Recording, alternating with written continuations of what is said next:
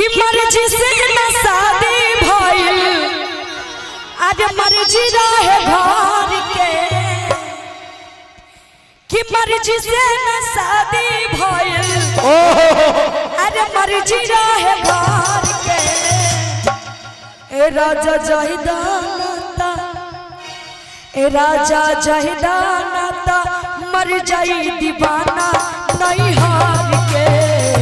ए राजा जहिदानता मर जाई दीवाना नहीं हार के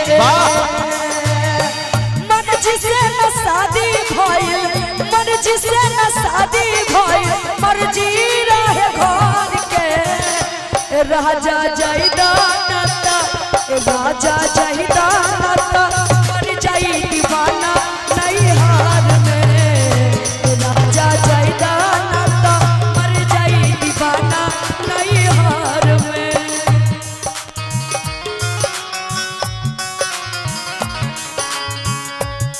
ये हो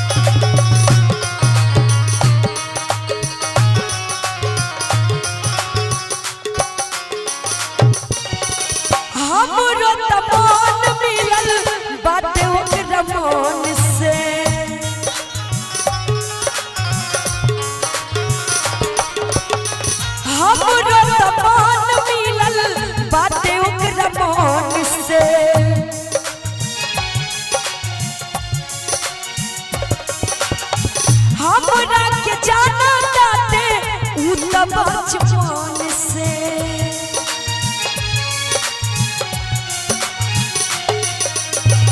हमरो तमान मिलल बाटे ओकरा मन से हमरा के जाना जाते उ त बचपन से मर्जी से न शादी भइल